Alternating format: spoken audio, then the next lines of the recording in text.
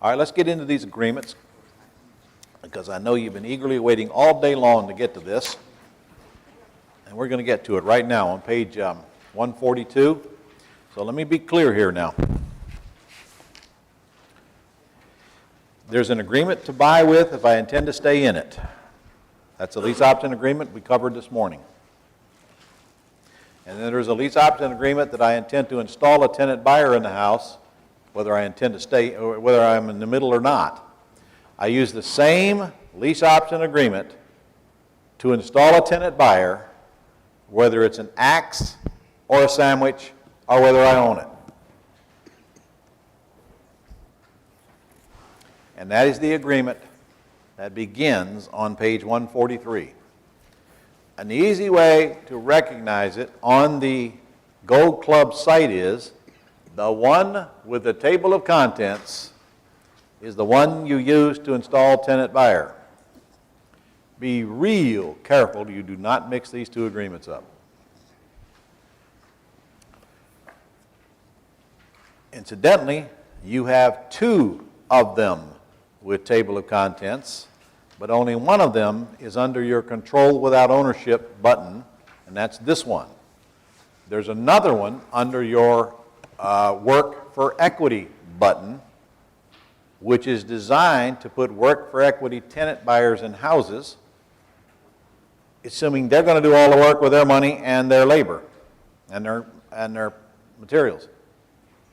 That work for equity agreement should be used, and in fact, if there's very much work for them to do at all.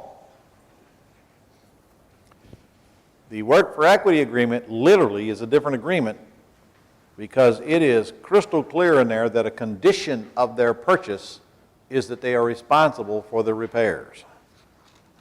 Now, this agreement, which is I call the Pretty House agreement, also makes them responsible for the repairs. But when the tenant's going to go in there and do what we'd spend $10,000, $15,000 to do, that's a little bit above and beyond what we could reasonably expect the tenant to do on a normal landlord situation. So I had attorneys write a special agreement just for work for equity, $6,000 in legal fees, just to create that one agreement under work for equity called sweat equity.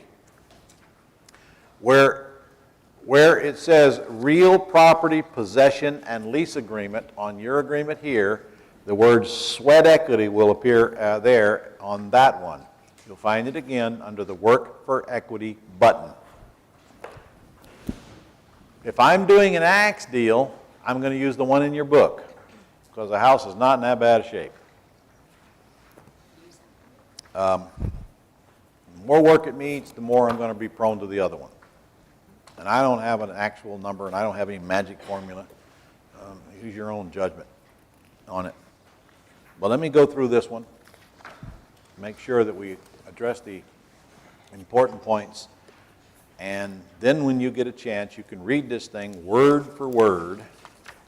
And by the way, this is also created by attorneys several years ago, and we went back and forth a half a dozen times, point by point by point, to create an agreement that has held the test of time, that covers everything that we could think of, and then some, and that will serve you well. You are to take this agreement, send it to your attorney, and have them to check it over for the state you live in and see if there's anything he'd wish to add. Be very careful about him removing stuff.